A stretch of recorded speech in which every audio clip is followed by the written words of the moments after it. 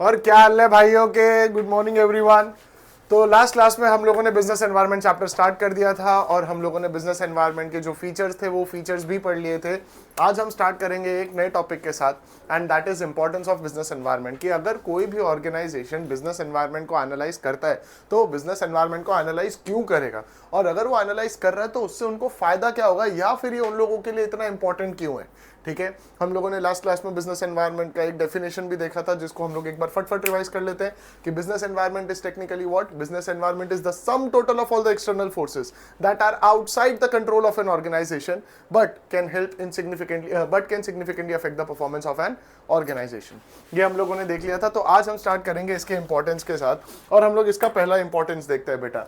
सबसे पहला point is it helps a firm in identifying the opportunities and get the first mover advantage. Now when you talk about the first mover advantage or you talk about the opportunities, what exactly opportunities are? आप लोगों के हिसाब से opportunity का मतलब क्या होता है? देखो, जब अपॉर्चुनिटी की बात करते हो तो अपॉर्चुनिटी सुनते ही सबसे पहली चीज जो अपने दिमाग में आती है वो है मौका। अब किस चीज का मौका?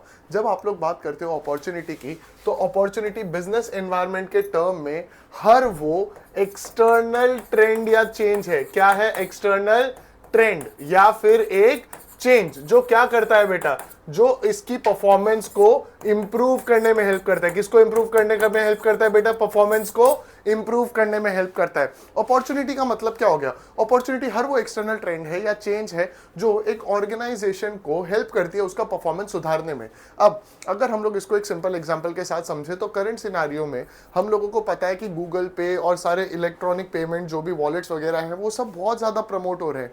बट इनिशियली अगर हम लोग जाएं तो देयर वाज अ पॉइंट जब डीमोनेटाइजेशन इंट्रोड्यूस हुआ था तब बहुत सारे ई वॉलेट कंपनीज के लिए अपॉर्चुनिटी आई थी। तो वो अपॉर्चुनिटी क्या थी कि अभी सब लोगों को पता है कि 500,000 के नोट बंद हैं, हम लोगों के पास पैसा नहीं है। तो वो टाइम पे हम क्या करेंगे? हम एक सिंपल लॉजिक फॉलो करेंगे, हम अपना खुद का ई वॉलेट चालू करेंगे।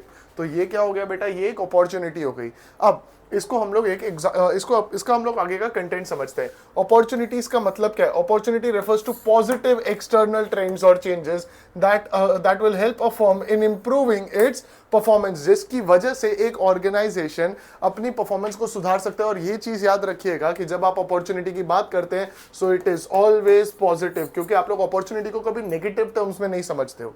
ठीक है, अब ये अपॉर्चुनिटी हम लोगों के लिए आएगी कहां से? ये अपॉर्चुनिटी आएगी हम लोगों के लिए बिजनेस एनवायरनमेंट से। Business environment happens to be the source for all the opportunities, कि ये आप लोगों को it will provide you numerous opportunities. Business environment ही आपको सारी अपॉर्चुनिटीज प्रोवाइड करेगा। ठीक है, फिर उसके बाद नेक्स्ट, अगर आप लोग अर्ली आइडेंटिफाई कर लेते हो ये अपॉर्चुनिटी को तो it will help an enterprise to gain the first mover advantage and use it to the fullest और वो क्या करेगा बेटा? इट विल इंश्योर कि जो उसके कॉम्पिटिटर्स हैं वो कॉम्पिटिटर्स उसको ठीक से यूज ना कर पाए और हम लोग उसका बेनिफिट पहले ही मार्केट से ले जाएं।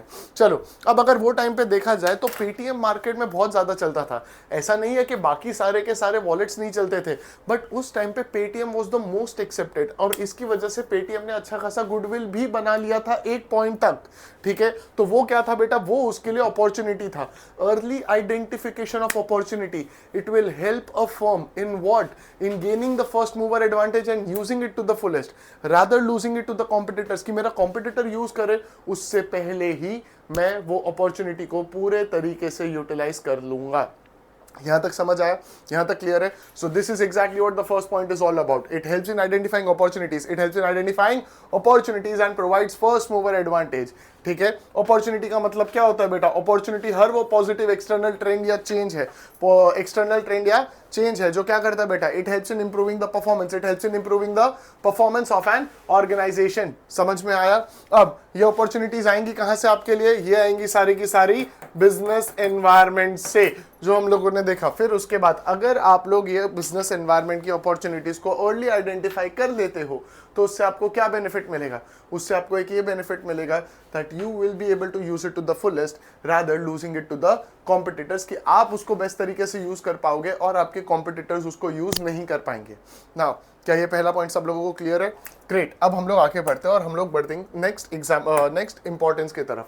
अब अगर बिजनेस एनवायरनमेंट आपको कोई पॉजिटिव चीज प्रोवाइड कर रहा है, पैरेलली वो आप लोगों को कुछ नेगेटिव भी प्रोवाइड करेगा। अगर अपॉर्चुनिटी से आप लोगों का परफॉर्मेंस सुधर रहा है तो नेक्स्ट पॉइंट क्या जाता है, next is it helps the firm to identify the threats and provide early warning signals. अब जिस चीज का फायदा है उस चीज का नुकसान भी है। अब यहाँ पे थ्रेट का मतलब क्या है, देखो अपॉर्चुनिटी क्या है, पॉजिटिव चेंज, जो क्या करता है परफॉर्मेंस, एक ऑर्गेनाइजेशन का परफॉर्मेंस सुधारता है। तो फिर थ्रेट क्या हो गया, एक नेगेटिव चेंज, जो क्या करता है एक ऑर्गेनाइजेशन का परफॉर्मेंस बिगाड़ता है या उसमें रुकावटें बनती है। ठीक है, देखो थ्रेट का मतलब क्या हो गया, threat refers to the external trends और the changes that will hinder the performance. Hinder का मतलब क्या हो गया, यहाँ पे एक रुकावट बनेगा या फिर उसका परफॉर्मेंस बिगाड़ेगा। अब आप लोगों को अपॉर्चुनिटी कहां से मिलती है, आप लोगों को अपॉर्चुनिटी मिलती है बिजनेस एनवायरनमेंट से। तो बिजनेस एनवायरनमेंट आपको उसके साथ और क्या प्रोवाइड करेगा, बिजनेस एनवायरनमेंट आपको उसके साथ एक थ्रेट भी प्रोवाइड करेगा। जहां पे आपको फायदा मिल रहा है वहीं पे उसका नुकसान भी मिल रहा है। ठीक है, अब यहाँ पे तो besides opportunities, environment also happens to be the source for a number of threats, की जहां पे आप लोगों को अपॉर्चुनिटी मिल रही है उसके साथ साथ आप लोगों को कुछ थ्रेड्स भी मिल रहे हैं। अगर आप लोग एनवायरमेंटल अवेयरनेस में हो, मतलब अगर आप लोग बिजनेस एनवायरनमेंट को ठीक से एनालाइज कर रहे हो, so it can help a manager to identify a number of threats and it will provide early warning signal। अगर आपको थ्रेट का एक एग्जांपल दूं तो जब मार्केट में जियो आया था तो उसकी वजह से बहुत सारी कंपनीज ऐसी थी जो मार्केट में स्टेबल नहीं रह पा रही थी या फिर सरवाइव भी नहीं कर पा रही थी, क्योंकि उस सिचुएशन में क्या हुआ था, उस सिचुएशन में जियो फ्री की सर्विसेज बांट रहा था, सब चीजें मुफ्त। अब अगर वो चीजें मुफ्त में बांट रहा है तो कोई भी ऑर्गेनाइजेशन का कोई भी कस्टमर के पॉइंट ऑफ व्यू से देखो, वो ऐसे ऑर्गेनाइजेशन का प्रोडक्ट प्रेफर करेगा जो आपको फ्री में चीजें प्रोवाइड कर रहा है, रादर यू वुड पे फॉर दैट। और उसी टाइम पे अगर देखा जाए तो डीमोनेटाइजेशन भी आया था, तो उन लोगों के पास जेब में पैसा भी नहीं था। तो अब जियो, क्या मैं ये बोल सकता हूं, एक तरीके से थ्रेट बन गया था उस टाइम की कंपनीज के लिए। कौन सी कंपनीज, एयरटेल, वोडाफोन, आइडिया, इन सब कंपनीज के लिए। ठीक है, तो थ्रेट का मतलब समझ आ गया। अब ये थ्रेट भी एयरटेल, वोडाफोन, आइडिया के लिए कहां से आया, बिजनेस एनवायरनमेंट से, और वो थ्रेट क्या था, जियो। समझ आया, क्लियर है। तो अगर आप लोग थ्रेट्स और अपॉर्चुनिटीज को एक सिंपल तरीके से समझो तो थ्रेट और अपॉर्चुनिटी को हम कैसे समझ सकते हैं। फॉर एग्जाम्पल, अब 12th खत्म होते ही आप लोग कॉलेज में जाते हो, कॉलेज में जाने के बाद आप लोगों को आजू बाजू बहुत सारी अपॉर्चुनिटीज मिलती है और वो अपॉर्चुनिटी आप लोगों का परफॉर्मेंस सुधारती है। वो अपॉर्चुनिटी क्या करती है बेटा, आप लोगों का परफॉर्मेंस सुधारती है। ठीक है, बट आप जब उस अपॉर्चुनिटी को ग्रैब करने जाते हो तो आप लोगों को पता चलता है कि उस अपॉर्चुनिटी का ऑलरेडी एक थ्रेट है। तो वो थ्रेट क्या करता है, आप लोगों का परफॉर्मेंस बिगाड़ता है और इसीलिए थ्रेट होता है नेगेटिव। अगर आप लोग समझे तो समझे, नहीं समझे तो बाकी जाके पोगो देखो। ठीक है, यहाँ पे हम लोगों का सेकंड इंपॉर्टेंस का पॉइंट खत्म होता है कि थ्रेट क्या होता है बेटा। Threat refers to external trends और चेंजेस बिकॉज, और ये क्या करता है बेटा, and that cause hindrances in the performance of an organization. Threats कहाँ से आते हैं, threats arise out of business environment. अब अगर आप लोग बिजनेस एनवायरनमेंट को केयरफुली एनालाइज कर रहे हो, so this will help an organization to get what, to get an early warning signal. ठीक है, क्या ये दो पॉइंट्स आप लोगों को क्लियर है? ग्रेट। अब हम लोग आगे बढ़ते हैं और हम नेक्स्ट पॉइंट देखते हैं। Next point is it helps in tapping of useful resources. अब देखो बेटा, अगर आप लोग इसको समझना चाहते हो तो इसको समझने के लिए एक सिंपल तरीका है। ठीक है, ये पूरे के पूरे पॉइंट को हम लोग एक फ्लो चार्ट के फॉर्म में या फिर एक टैबुलर चार्ट के फॉर्म में समझ सकते हैं। हम लोगों ने अभी तक क्या देखा कि आपका जो बिजनेस एनवायरनमेंट है, वो बिजनेस एनवायरनमेंट आपको क्या प्रोवाइड कर रहा है, दो चीजें, क्या क्या, अपॉर्चुनिटीज और थ्रेट्स। ये हम लोगों ने देखा, बिजनेस एनवायरनमेंट आपको अपॉर्चुनिटी भी देता है, बिजनेस एनवायरनमेंट आपको थ्रेट भी देता है। बट अब हम लोग इसमें आगे क्या देखेंगे कि बिजनेस एनवायरनमेंट आप लोगों को बिजनेस चलाने के लिए बहुत सारे रिसोर्सेज भी प्रोवाइड करता है। अब ये रिसोर्सेज किस फॉर्म में प्रोवाइड करे जाएंगे, हम वो देखते हैं बेटा। सबसे पहला पॉइंट हम लोग देखेंगे, इसको एक टेबल के फॉर्म में याद रखना है। तो टेबल के फॉर्म में हम कैसे देखेंगे बेटा, सबसे पहले आएगा एक रिसोर्स जो हम लोगों को चाहिए, जिसको आप लोग इनपुट भी बोल सकते हो। ठीक है, फिर उसके बाद आएगा वही रिसोर्स प्रोवाइडर, और फिर उसके बाद आएगा उनकी एक्सपेक्टेशंस कि वो लोग बदले में क्या एक्सपेक्ट कर रहे हैं। ठीक है, इसको हम लोग इस टेबल के फॉर्म में समझेंगे कि बिजनेस एनवायरनमेंट आप लोगों को रिसोर्सेज कैसे प्रोवाइड करता है, और अगर आप लोगों को रिसोर्सेज प्रोवाइड कर रहा है तो वो रिसोर्सेज आपको कौन दे रहा है, बिजनेस एनवायरनमेंट या बिजनेस एनवायरनमेंट का कोई बंदा या उसका कोई पार्ट। अब अगर बेटा देखो, ये चीज तो बेटा जीवन का ज्ञान है, ठीक है, और ये सबको पता है कि अगर आप किसी से कुछ ले रहे हो तो आपको कुछ देना भी पड़ेगा। लेन देन तो चलता रहता है बेटा, और सामने वाले की उम्मीदें भी होती हैं। अगर आप उनकी उम्मीदों को तोड़ोगे तो वो आपको तोड़ेंगे। तो यहाँ पे हम देखते हैं बेटा, सबसे पहली चीज इनपुट, कि कौन सा इनपुट चाहिए बिजनेस चलाने के लिए। और बिजनेस चलाने के लिए सबसे बेसिक चीज अपने को क्या चाहिए, वो हमें चाहिए फाइनेंस। सबसे बेसिक चीज हमें क्या चाहिए बेटा, फाइनेंस। और फाइनेंस हमें कौन प्रोवाइड करेगा, finance is something which will be provided by the financer. Finance हमें क्या प्रोवाइड करेगा, फाइनेंस हमें कौन प्रोवाइड करेगा बेटा, फिनेंसर। अब जो फिनेंसर है वो बेटा एक बेसिक सी चीज एक्सपेक्ट करता है, अगर मैं तुझे पैसा दे रहा हूं तो उसके बदले में मुझे क्या चाहिए, बेटर रेट ऑफ रिटर्न। अगर मैंने तुझे पैसा दिया है तो उस पैसे के बदले में मुझे भी कुछ बदले में चाहिए, और वो होगा मेरा रिटर्न। कि अगर मैं तुम्हें लोन दे रहा हूं तो उसके ऊपर मुझे इंटरेस्ट अच्छा चाहिए, अगर मैं तुम्हारी कंपनी में पार्टनरशिप के पैसे दे रहा हूं या फिर तुम्हारी कंपनी के शेयर्स खरीद रहा हूं तो उसके ऊपर मुझे प्रॉफिट अच्छा चाहिए या डिविडेंड अच्छा चाहिए, ठीक है। तो finance is provided by the financer who would expect better rate of returns. अब फिर उसके बाद हम लोग आगे बढ़ते हैं और नेक्स्ट देखते हैं। नेक्स्ट हमें क्या चाहिए बेटा, नेक्स्ट हम लोगों को चाहिए एम्प्लॉयज। नेक्स्ट हम लोगों को क्या चाहिए बेटा, एम्प्लॉयज। अब एम्प्लॉयज कौन प्रोवाइड करेगा, समाज, सोसाइटी हम लोगों को एम्प्लॉयज प्रोवाइड करेगी। और सोसाइटी क्या एक्सपेक्ट करेगी, better quality of goods and services, and that too at a reasonable price, ठीक है। दैट टू एट व्हाट बेटा, that too at a reasonable price. Employees हम लोगों को प्रोवाइड करे जाते हैं बाय द सोसाइटी। अब सोसाइटी बदले में क्या एक्सपेक्ट करेगा कि अगर हम आपको रिसोर्सेज, अगर हम आपको एम्प्लॉयज प्रोवाइड करें तो उसके बदले में we want better quality of goods and that too at a reasonable price. ज्यादा नहीं मांग रहे, बस इतना सा, ठीक है। फिर उसके बाद नेक्स्ट हम लोगों को क्या चाहिए, नेक्स्ट हमें चाहिए raw materials and machinery. Next हम लोगों को क्या चाहिए बेटा, रॉ मटेरियल्स एंड मशीनरी। बेटा एमसी हम लोगों ने शॉर्ट फॉर्म में लिखा है मशीनरी, कृपया करके कुछ और ना सोचें, ठीक है। रॉ मटेरियल्स और मशीनरी ये कौन प्रोवाइड करता है, this is provided by the supplier. और सप्लायर बेटा एक ही चीज देखता है बेटा, सप्लायर किसका सप्लायर, रॉ मटेरियल्स और मशीन्स का सप्लायर, ठीक है ना। रॉ मटेरियल्स और मशीन्स का सप्लायर, सप्लायर क्या एक्सपेक्ट करेगा, टाइमली पेमेंट्स, कि अपने को बस खाली टाइम पे पेमेंट चाहिए, उससे ज्यादा कुछ नहीं। उसके अलावा तेरे को जितना प्रोडक्ट चाहिए, जितनी मशीन चाहिए, जितना रॉ मटेरियल चाहिए, सब प्रोवाइड करेंगे। बस खाली हमें क्या चाहिए बदले में, टाइमली पेमेंट्स। ये पॉइंट क्लियर है, यहाँ तक किसी को कोई भी डाउट। फिर उसके बाद हम लोग देखते हैं नेक्स्ट हमें क्या चाहिए। नेक्स्ट चीज जो हमें चाहिए that is power and water supply, ठीक है। क्या चाहिए, पावर एंड वाटर सप्लाई, जो मेजरली ऐसे प्राइवेट ऑर्गेनाइजेशंस भी है पावर प्रोवाइड करने के लिए, पर power supply and water supply is majorly provided by the government. और गवर्नमेंट क्या एक्सपेक्ट करता है, टैक्सेस, ठीक है। गवर्नमेंट को सिर्फ एक ही चीज चाहिए, वो है टैक्स, ठीक है ना। आई होप यहां तक सब लोगों को क्लियर हो गया, ठीक है, कि सबसे पहली चीज इसमें हम लोगों को क्या देखना है, पहले हमें क्या चाहिए, इनपुट। इनपुट कौन प्रोवाइड, इनपुट, फिर उसके बाद वो रिसोर्स को कोई प्रोवाइड करने वाला बंदा, और तीसरा हमें कुछ उनकी कुछ एक्सपेक्टेशंस होगी जो हमें पूरी करनी, ठीक है। इनपुट, सबसे पहली चीज क्या चाहिए बेटा, finance. Finance is provided by whom, it is provided by the financer. और फाइनेंसर क्या एक्सपेक्ट करेगा, बेटर रेट ऑफ रिटर्न्स। फिर उसके बाद नेक्स्ट आता है एम्प्लॉयज। एम्प्लॉयज कौन प्रोवाइड करता है हमें, सोसाइटी। सोसाइटी को क्या चाहिए बेटा, सोसाइटी को चाहिए better quality of goods and services and that too at a reasonable price. फिर उसके बाद नेक्स्ट हम लोगों को चाहिए raw materials and machineries, which is provided by whom, which is provided by the supplier. और सप्लायर को क्या चाहिए, टाइमली पेमेंट्स, बस। फिर आता है power supply and water supply, which is provided by whom, which is provided by the government. अब इन सब रिसोर्सेज का करना क्या है, मुद्दा क्या है, मुद्दा ये है कि जो रिसोर्सेज आप लोगों को प्रोवाइड करे जा रहे हैं, इन सब रिसोर्सेज को बेस्ट तरीके से यूज करना आप लोगों की रिस्पॉन्सिबिलिटी है। कि अगर आपको कोई भी रिसोर्स दिया जा रहा है तो वो रिसोर्स को बेस्ट तरीके से यूज करना है। क्यों बेस्ट तरीके से यूज करना है? क्योंकि अगर आपने इसको बेस्ट तरीके से यूज नहीं करा या फिर अगर आप लोगों ने इन रिसोर्सेज को मिस यूज करा तो वो रिसोर्सेज आपसे वापस ले लिए जाएंगे। वो रिसोर्स प्रोवाइडर आप लोगों से उन्हीं रिसोर्सेज को वापस ले लेगा। अगर आपने पावर सप्लाई वाटर सप्लाई में कुछ लोचा मारा तो सरकार आपको प्रोवाइड नहीं करेगा।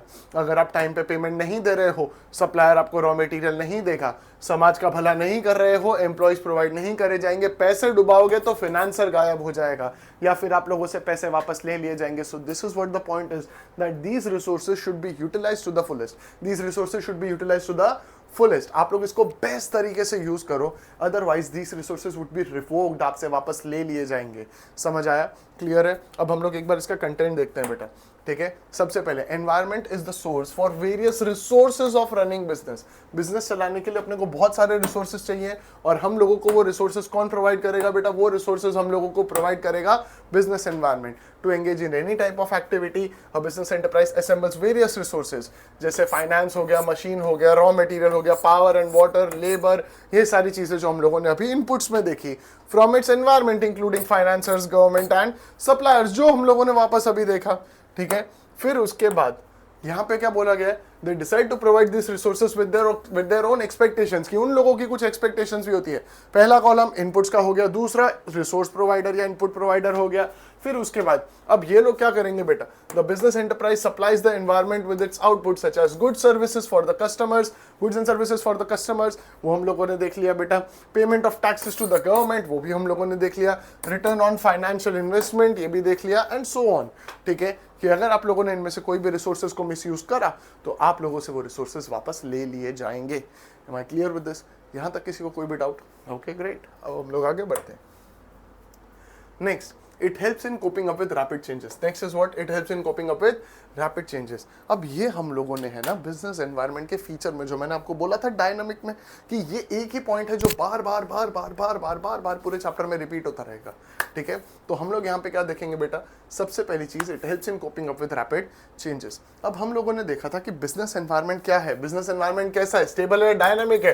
Business environment is largely dynamic. Business environment कैसा है बेटा? Business environment is dynamic. क्यों डायनामिक है बेटा? Because it keeps on changing, because it keeps on changing from time to time, because it keeps on changing from time to time. but ये क्या सिर्फ change होता है या फिर फास्ट पेस पे चेंज होता है? that too at a very fast pace, that too at a very fast pace. So this is what the next point is. Today's business environment is getting increasingly dynamic where the changes are taking place at a very fast pace. ठीक है, अब जब आप लोग business environment की बात करते हैं बेटा, सॉरी यहाँ पे प्लेस नहीं आएगा, यहाँ पे पेस आएगा, एक छोटी सी गलती बेटा। ठीक है ना, अब जब आप लोग बिजनेस एनवायरनमेंट की बात करते हो तो it is largely dynamic. Why? Because it keeps on changing from time to time and that too at a very fast pace. But आप लोग देखो, हम लोगों के लिए चेंजेस इतना बड़ा कंसर्न नहीं है, क्योंकि देखो हमें भी पता है ना कि एक ही एक चीज़ यूज़ कर करके इंसान बहुत बोर हो जाता है, या एक ही एक फैशन पहन के इंसान बहुत बोर हो जाता है, एक ही एक टेक यूज़ करके इंसान बहुत ज़्यादा बोर हो जाता है। तो वो चेंजेस तो हमें चाहिए, पर पता है चेंजेस इतना बड़ा कंसर्न नहीं है। चेंजेस इतना बड़ा कंसर्न नहीं है। ज़्यादा बड़ा कंसर्न पता है क्या है? जिस पेस पे चेंजेस आ रहे हैं, जितने फास्ट ये सारे चेंजेस हो रहे हैं। ठीक है, तो देखिए बेटा, it is not the fact that the change itself is so important as the pace of the change. pace ज्यादा बड़ा कंसर्न है। क्या ज्यादा बड़ा कंसर्न है?